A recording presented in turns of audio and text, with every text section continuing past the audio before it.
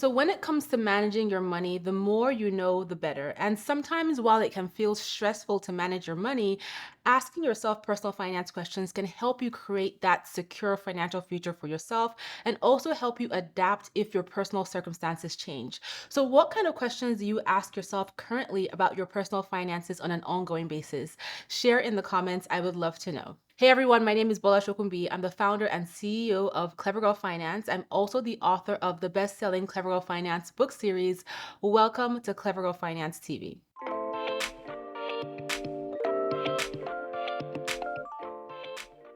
So in today's video, we're going to go over 8 key personal finance questions that you want to ask yourself, because asking yourself these questions can help you start planning and creating the future that you desire for yourself. So let's get into question number 1, and that is, where do you see yourself financially in the next 5 years? So when it comes to the life you want to achieve for yourself, creating that long-term vision, it's really important that you have a long-term outlook, right? So you want to write down your goals.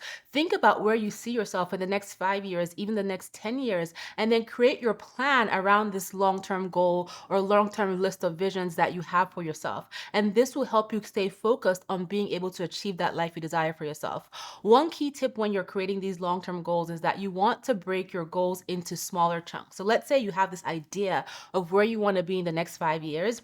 Then take that big goal, that big idea, and break it down to what steps can I take every year, and in the next 6 months, and then the next 3 months, and the next 1 month that will ultimately lead me to that bigger goal I have for myself over the next 5 years. Question number 2 is, how would you cope if you lost your job?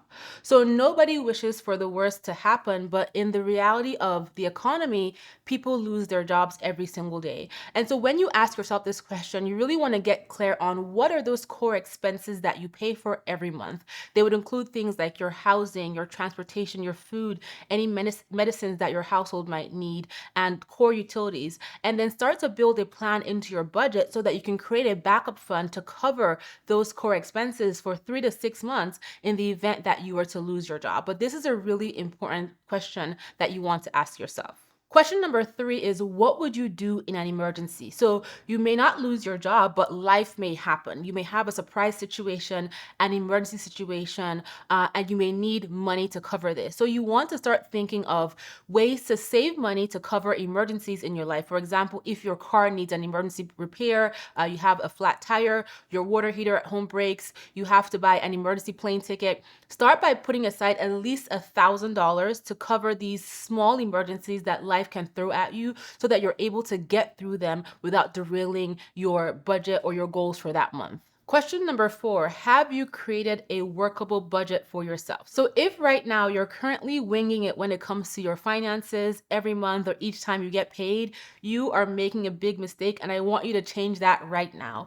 Essentially, a budget works for you. It's you telling your money what to do for you. And this not just includes paying bills, it also includes planning for your future self, saving, investing, and even planning for things that you enjoy, like hanging out with your friends, planning for vacations, planning for events, and time out with loved ones. So it's really important that you have a budget where you're able to tell your money what to do in a variety of different categories, including your expenses, including living a good life, and including planning for your future self. And when it comes to finding a budget, there is no one budget that is perfect for everyone. It's all about finding the budgeting method that's going to work best for you. So if you're in that space where you haven't quite figured out what is the best budgeting method, you can try a zero-based budgeting method, a percentage-based budgeting method, and there's so many different variations to percentage-based budgeting methods. But stop by clevergirlfinance.com and just search budgeting methods, and a whole variety of ideas and types that you can try out will come up.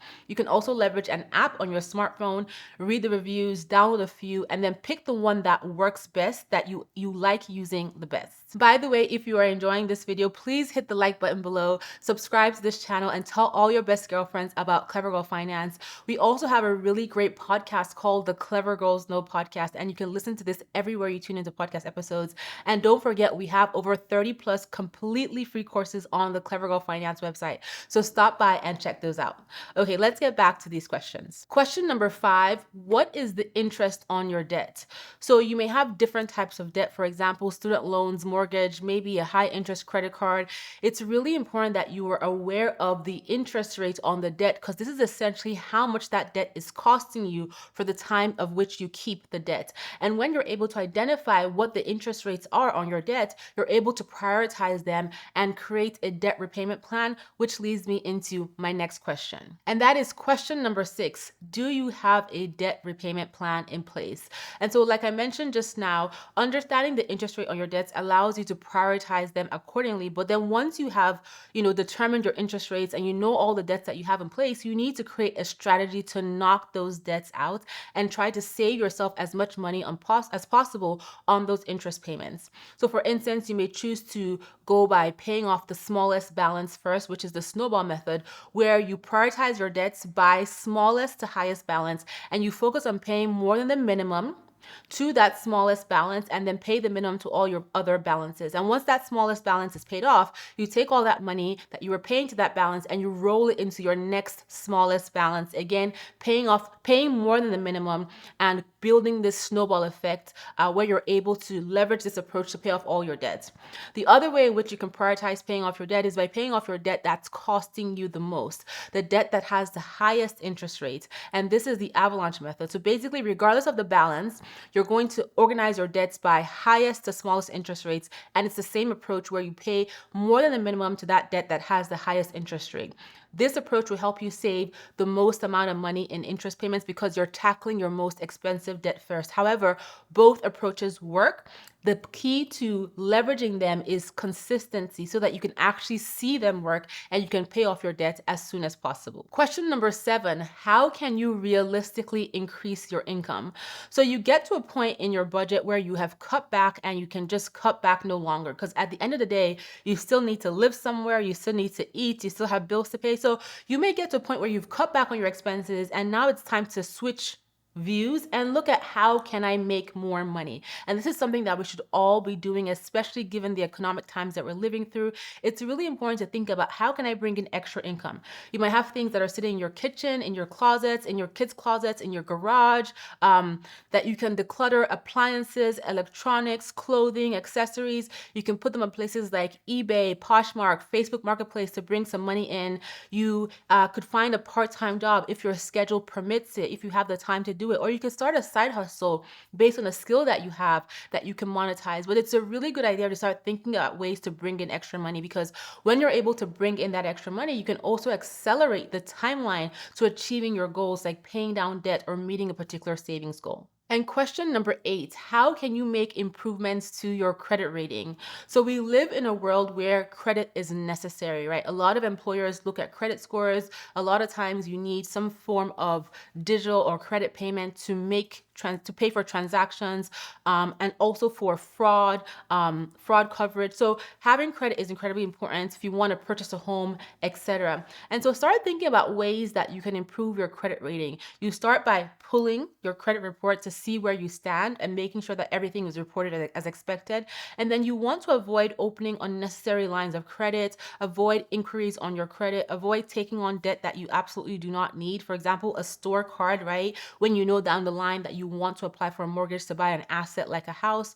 And so these are things that you want to start thinking about when it comes to improving your credit rating, including paying your bills on time, making sure that if you're using a credit card, you're paying it off every month, and that you're not using more than 30% of your overall available limit, just to keep your score at a good place.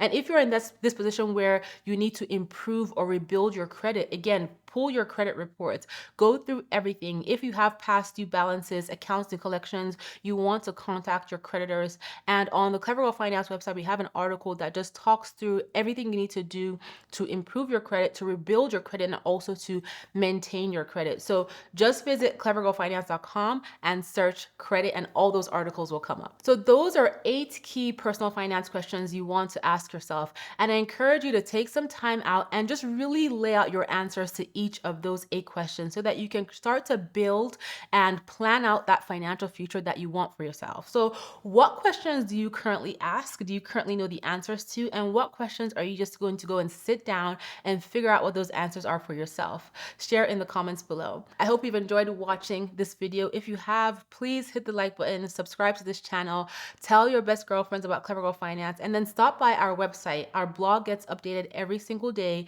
We have awesome content on the site, over 30 plus completely free courses, over 40 plus completely free worksheets, and a podcast, and so much more. And that website is clevergirlfinance.com. Thanks for tuning in, and I will talk to you next time.